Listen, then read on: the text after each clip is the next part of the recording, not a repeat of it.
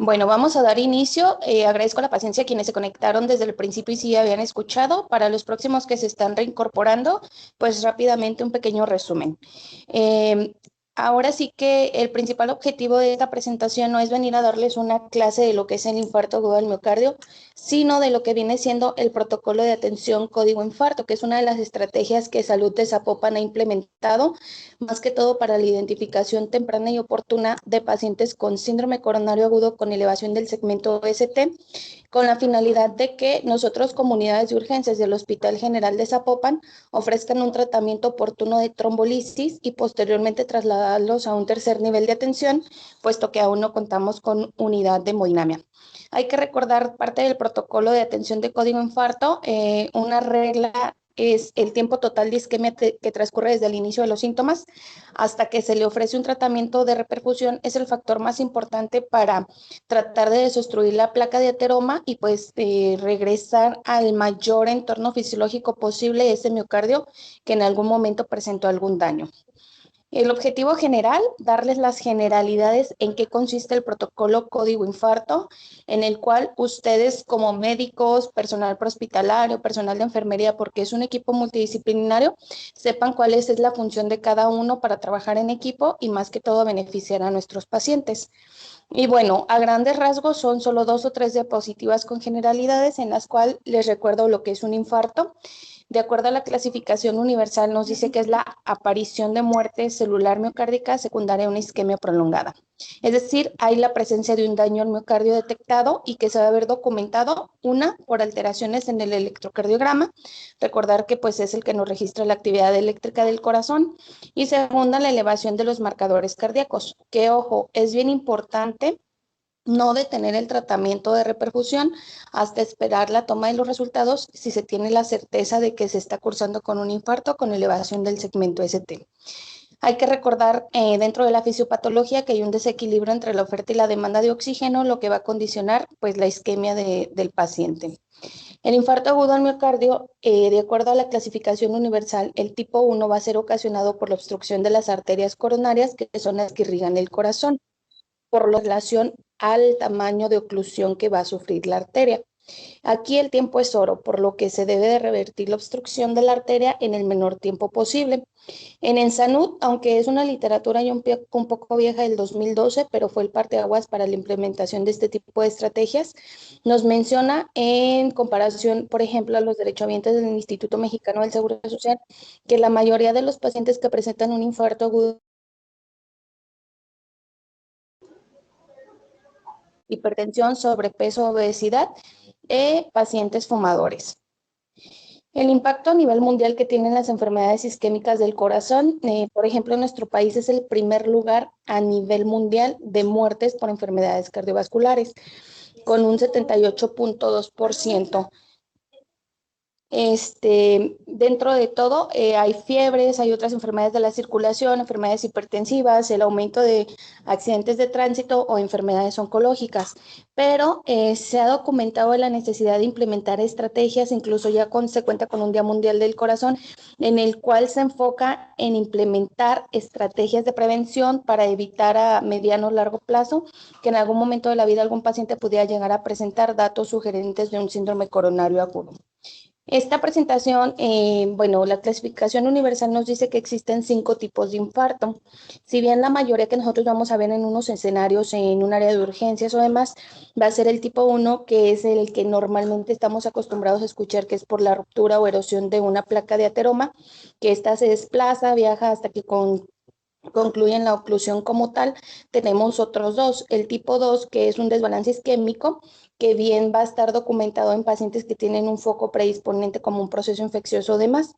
El tipo 3, que es una muerte cardíaca con síntomas sugestivos de isquemia hemocárdica, que pueden ser los pacientes que nos llegan de pronto a las áreas de urgencias ya sin signos vitales.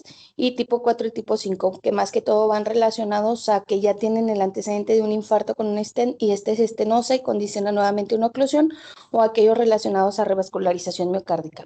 Este es nada más para que tengan el contexto de los tipos de infartos que hay, pero la mayoría se va a presentar con nosotros es el tipo 1.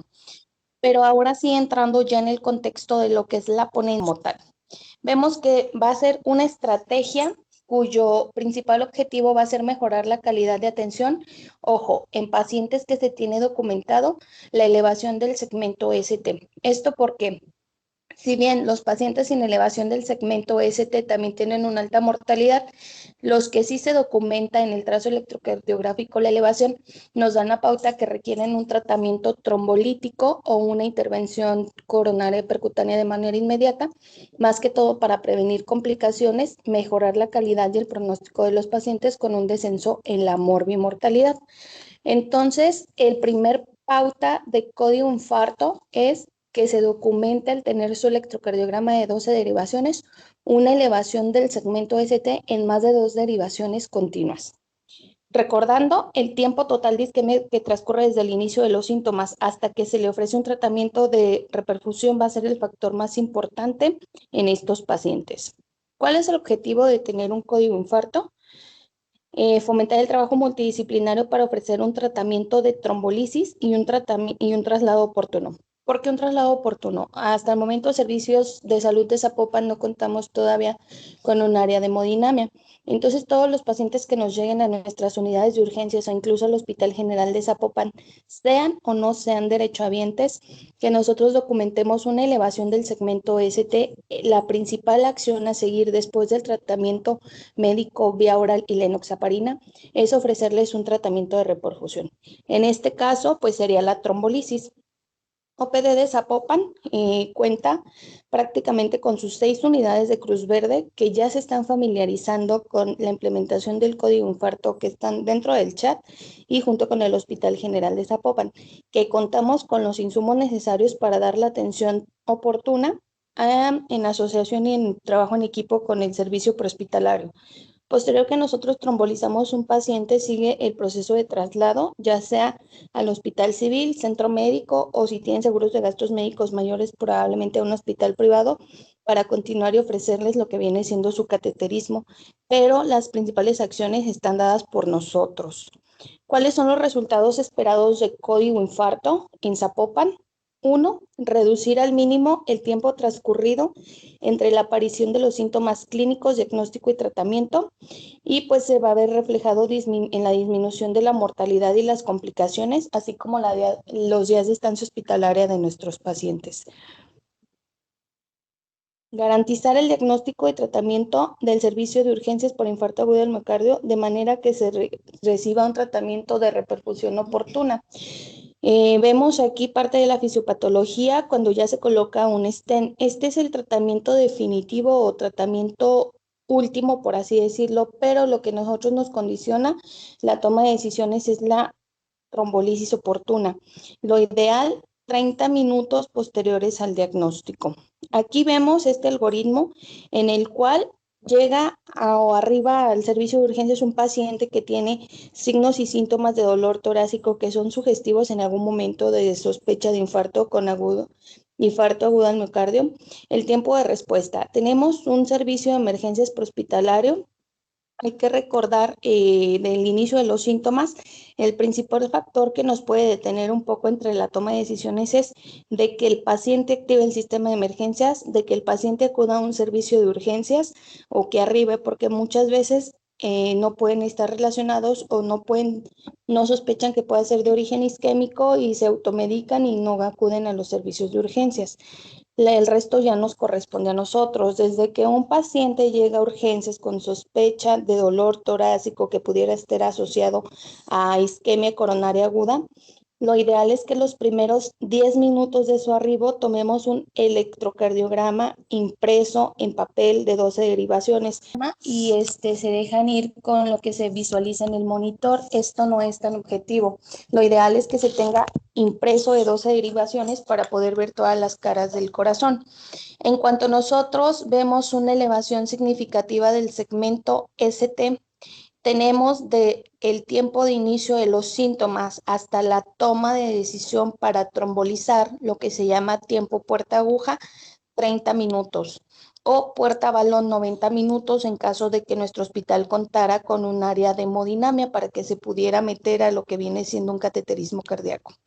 Las unidades de atención médica, como viene siendo, por ejemplo, las que están un poco más lejanas, como Niña Eva, Santa Lucía, Villa de Guadalupe y demás, ya cuentan con el trombolítico.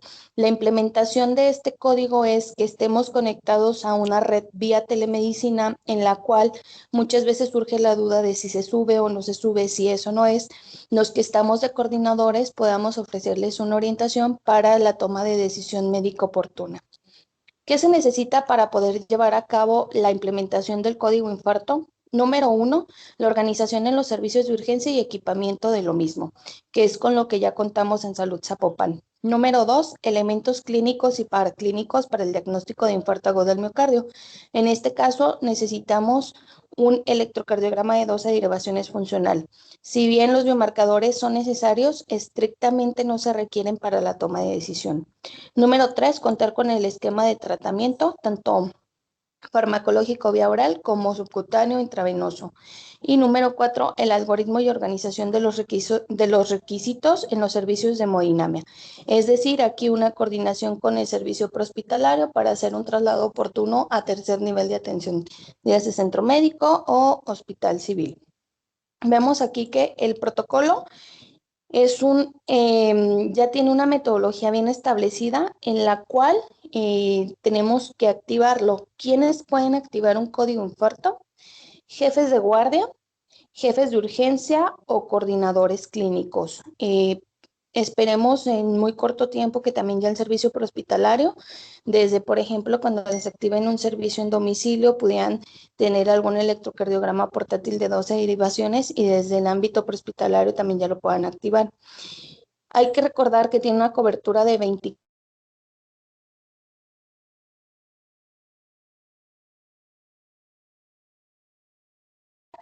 para cumplir lo que viene siendo toda la metodología. ¿Por qué? Porque lo único que se va a beneficiar es el paciente con la reducción del tiempo en la toma de decisiones al momento de decidir si eso no es un código infarto con elevación del ST y si requiere o no requiere un tratamiento oportuno de reperfusión. ¿Qué necesitamos nosotros para poder implementar un código infarto? Número uno, una cama de dolor cardíaco asignada. En nuestro caso, pues prácticamente es un cubículo de choque, porque si bien la incidencia de lo que viene siendo el riesgo de sangrado se ha documentado que es un bajo porcentaje, son pacientes que estrictamente requieren estar monitorizados porque en cualquier momento pueden presentar bloqueos o algunas otras arritmias de reperfusión y demás. Un electrocardiograma funcional de 12 derivaciones, un carro rojo, un coordinador de código infarto que no necesariamente tiene que estar siempre presente, puede ser vía telemedicina y el equipo multidisciplinario. En lo que viene siendo código infarto, todos tenemos funciones vitales y somos importantes desde el vigilante, el personal que está en recepción, que identifica que llega un paciente con signos y síntomas de dolor torácico, enfermería, equipo médico, equipo paramédico. La implementación de estas estrategias busca que se trabaje, como tal se dice, trabajo de manera multidisciplinaria y acciones a ejecutar por cada miembro del equipo. Cada uno de nosotros tenemos una acción específica a realizar, lo que viene siendo cuando se tiene un código infarto y pues posteriormente, ya que pasaron los 90 minutos post-trombolisis, sería lo que viene siendo una ambulancia para un traslado oportuno. Pero bueno, entrando a lo que viene siendo, que creo que es lo que le causó ahora sí que un poquito más de dudas o curiosidad a la mayoría de los que están en estas sesiones, ¿cuándo presentar un caso por medicina a chat código infarto? Número uno, y que sí quede bien claro, es preferible subir un caso que les quede duda si es o no es, a quedarse de que si por la pena de que se va a juzgar o demás, no subirlo y pudiera estar cursando con una elevación del segmento ST. Si bien estamos de pronto acostumbrados a ver electrocardiogramas que parecen de escuela donde está muy franca la elevación del ST, dices, no tengo dudas, hay algunos otros que son un poco más complejos, que distan, que tienen asociación con fibrilaciones auriculares, con extrasístoles, con bloqueos de rama izquierdo, demás.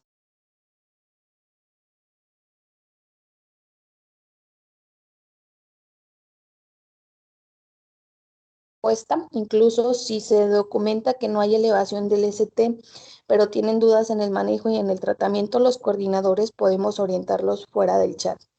Número dos, Cuando ya ustedes tienen un electrocardiograma donde tengan la seguridad que hay una elevación del ST, hay que subirlo más que todo para mejorar las funciones de logística y poderlos orientar en lo que viene siendo la toma de decisiones. Si ustedes observan en este electrocardiograma, pues vemos una elevación franca de lo que viene siendo el segmento ST en la cara inferior. E incluso también tiene cambios, pues ya que nos dice sí o sí es un caso código infarto. Aquí es bien importante tomar en cuenta los tiempos de inicio. El primer contacto médico es la hora cero del proceso asistencial, es decir, en el momento en que su paciente llega a un área de urgencias a solicitar la atención médica, cuyo motivo sea dolor torácico, ese vamos a tener que es el primer contacto médico. El tiempo de inicio de los síntomas, junto con el primer contacto médico, es el tiempo que va a transcurrir en el que tu paciente empezó con el dolor torácico y lo que tardó en solicitar servicios médicos de urgencia. El tiempo primer contacto médico o ICPP es el tiempo que transcurre desde que el paciente llegó a un área de urgencias a solicitar atención médica hasta que ingresó a un área de hemodinámica y hay una zona de inflado de balón o le colocan, pues sí, el balón, el stent. El tiempo primer contacto médico puerta aguja, que es uno de los más importantes y es el que ustedes siempre deben de tomar en consideración, es el tiempo desde que mi paciente llegó a urgencias hasta la toma de la decisión para trombolizar o la infusión del fibrinolítico, por así decirlo. Y la estrategia fármaco-invasiva es la aplicación y posteriormente someter el paciente pues al cateterismo. Son tiempos vitales. La toma de nuestras decisiones se va a ver reflejada en el descenso del tiempo de isquemia y pues la recuperación de la contractilidad de ese corazón. Prácticamente hay que recordar, tomar en cuenta los signos y los síntomas que son sugerentes de un infarto agudo del miocardio, dolor intenso en pecho, que se irradia mandíbula. Siempre es bien importante tener una adecuada semiología del dolor porque hay muchas causas de dolor torácico que pueden ser no cardiogénicas o pueden estar no asociadas a infarto agudo del miocardio, pero hay que tomar en cuenta siempre los bioequivalentes anginosos. Todo paciente que les llegue a un área de urgencias cuyo motivo de consulta fue un síncope, sí o sí debe de tener estrictamente un electrocardiograma de 12 derivaciones. Y pues también todos los pacientes que les lleguen con datos de disnea se debe de tomar como bioequivalente anginoso. Aquellas mujeres diabéticas, más de 65 años, que les llegan con dolor en epigastro, que parece que se irradia en barra y pudiera asemejar datos de una pancreatitis aguda, también se puede documentar como un bioequivalente anginoso, debe de tener un electrocardiograma. No todos los pacientes que acuden a urgencias van a tener la clínica típica que se lee en los libros. Los signos y síntomas más comunes, tanto en mujeres como en hombres. Y pues bueno, esta diapositiva se tomó de un estudio en el cual se vio la edad media presente en pacientes que presentan infarto agudo del miocardio.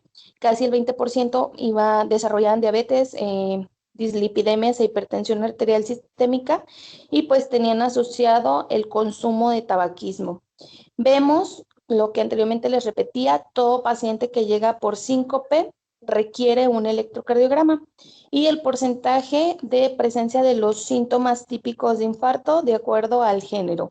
Por ejemplo, el dolor que irradia mandíbula, 28 y 20%, tanto en hombres como en mujeres, el dolor que se irradia el brazo. Entonces, si ustedes observan, no es tan elevado en algunos síntomas el porcentaje como las palpitaciones y son pues bioequivalentes que siempre hay que tomar en consideración y pues tener la sospecha de que el paciente puede estar cursando con un infarto agudo al miocardio. Lo que yo les decía, el principal causa de retraso en la decisión va a ser la incertidumbre. ¿Tiene o no tiene un infarto agudo del miocardio? Como vemos, la primera imagen nos da una franca elevación del ST. El segundo, pues prácticamente es una taquicardia sinusal que no tiene elevación del segmento ST.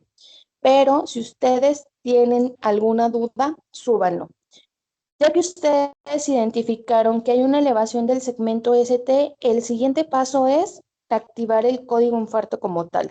La mayoría de ustedes están en el chat que se llama Código Infarto Zapopan, en el cual a través de telemedicina, de acuerdo a los datos específicos, es bien importante, número 1, unidad, nombre del paciente, edad, si eso no es derechohabiente, un resumen básico de los antecedentes médicos de importancia, y signos vitales. De ahí nos vamos a tiempos.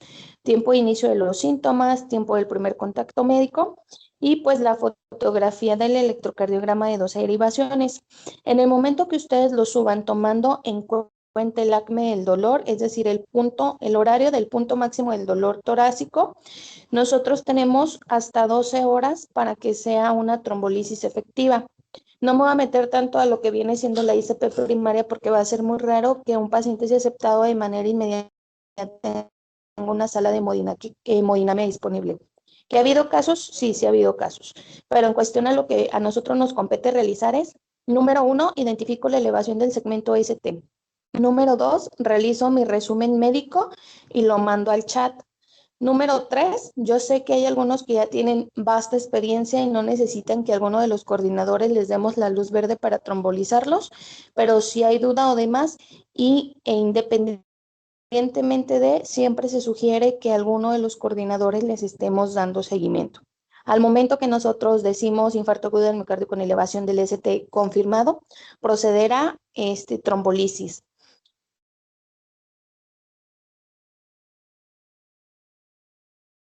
Sur, la paciente, la edad, lo que viene siendo los datos, el tratamiento médico establecido y pues la elevación franca del segmento ST. Esta es la manera correcta de cómo se debe de presentar lo que viene siendo los casos en lo que viene siendo nuestro chat. Y posteriormente hay que tomar siempre en cuenta los tiempos. Esta diapositiva me gusta porque a pesar de que son puros números, es los tiempos que nos van a dar la pauta. Número 1, del tiempo del paciente que llega a urgencias al primer electrocardiograma, no deben de pasar más de 10 minutos. De que se tiene el primer electrocardiograma a que se documenta una elevación del ST y se decide trombolisis, no deben de pasar más de 30 minutos, que es el tiempo puerta aguja. De que se tiene el primer electrocardiograma a que se pase a una ICP primaria, 90 minutos, lo que le llamamos puerta balón. Cuando ustedes ya trombolizaron a un paciente, siempre es bien importante establecer el horario en el que se pasó, sea el teplaza o tenecteplaza, y tener un electrocardiograma de 12 derivaciones a los 30, 60 y 90 minutos.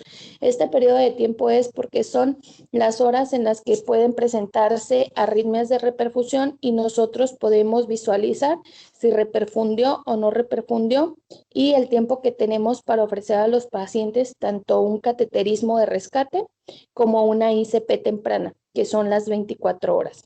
Tenemos de los 90 minutos, si no hubo una repercusión, las primeras 12 horas para ofrecerle un cateterismo de rescate. Y aunque el paciente se haya trombolizado y haya reperfundido, tenemos hasta 24 horas para ofrecer un cateterismo. Es por ello que en cuanto ustedes trombolizan, se les indica que den la regulación por SAMU para tener el traslado oportuno y pues de manera prioritaria. Dentro de las funciones que debemos de hacer son pacientes que siempre deben de estar monitorizados, que deben de tener un acceso venoso periférico permeable, ideal en brazo izquierdo, evitar la mano y muñecas derechas. ¿Por qué? Porque como son los pacientes que se van a ir a cateterismo, muchas de las veces la manera o el motivo de acceso para el cateterismo es en la mano o muñeca derecha. Toma de muestras sanguíneas y pues la administración de medicamentos vía oral. Como anteriormente se los había mencionado, no es necesario esperar el resultado de troponina, CPK y MB para tomar la decisión si ya está documentada la elevación del segmento ST. Todos los medicamentos que se administran al paciente se deben de registrar en el expediente.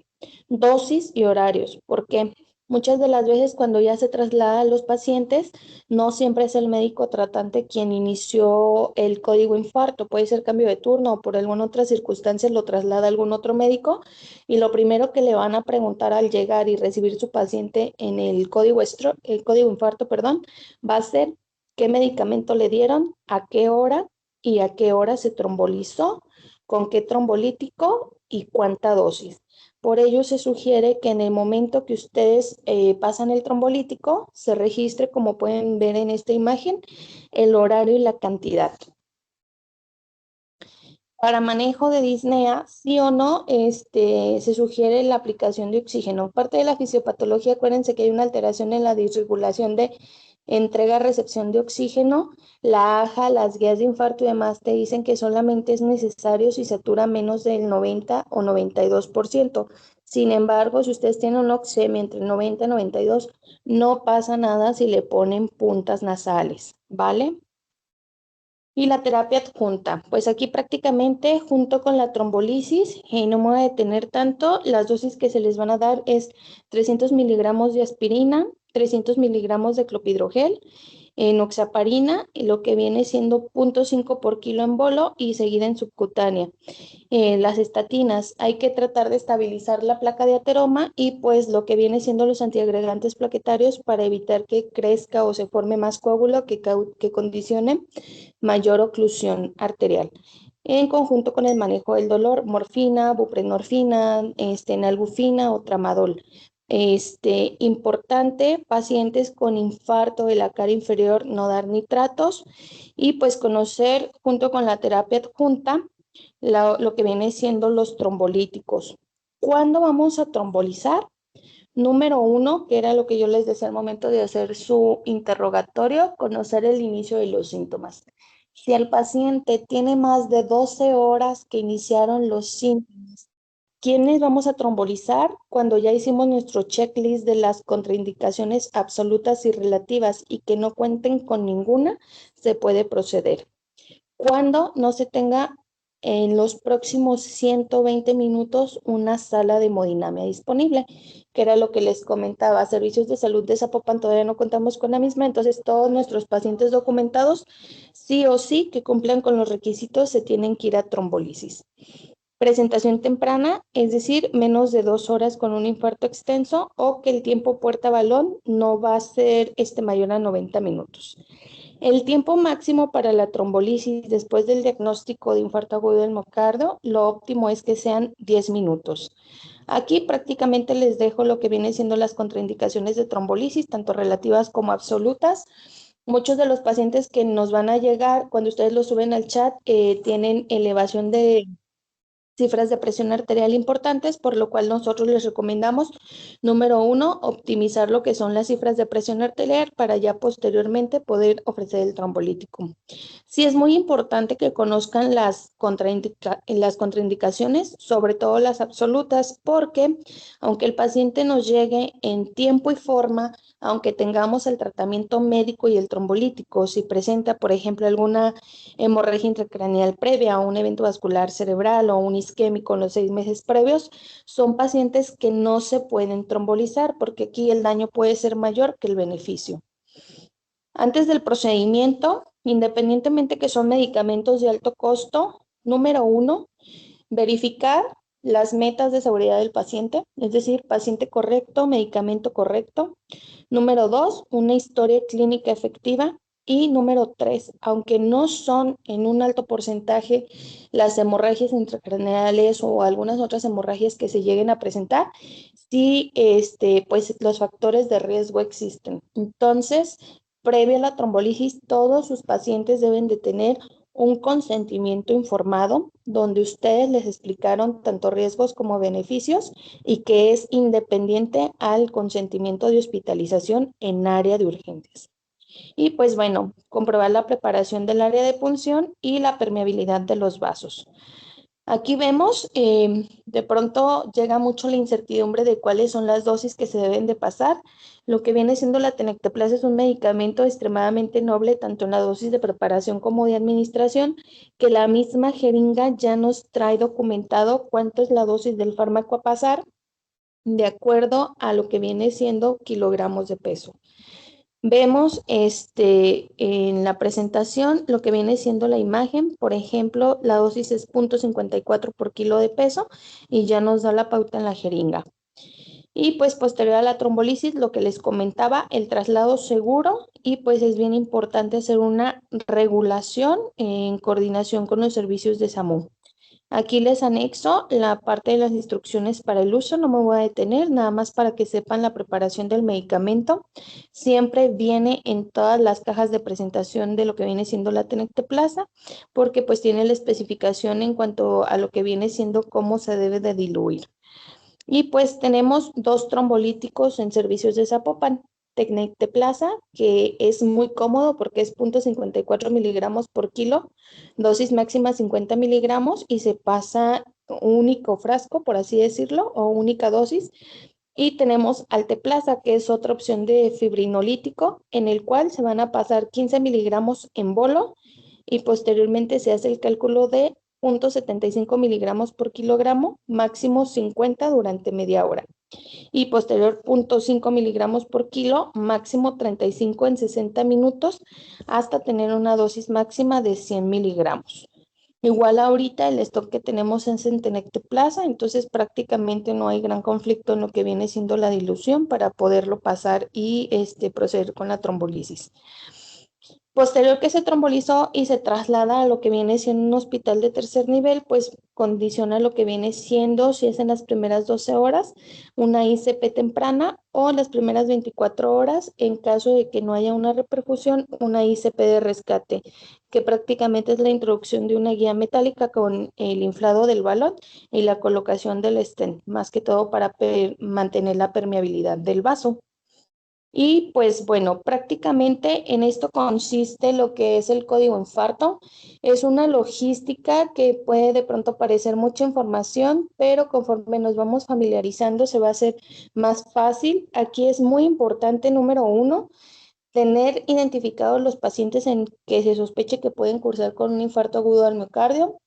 Número dos, corroborar en sus unidades que tengan electrocardiógrafos funcionales, que tengan papel y pues que tengan personal con el adiestramiento en la toma, que sean las 12 derivaciones y la rápida interpretación. Subirlo al código infarto cuando ya está documentado, checar sus cajitas de código que contengan todos los fármacos complementarios necesarios y pues la más importante, no tengan miedo, por trombolizar hay muchos tabús, muchos mitos, no pasa nada, pero sí podemos estar salvando la vida a un paciente y podemos estar limitando las complicaciones. Hay evidencia, lo que viene siendo documentada, de que sí disminuye la morbimortalidad, que sí disminuye los costos y disminuye las secuelas a mediano y largo plazo.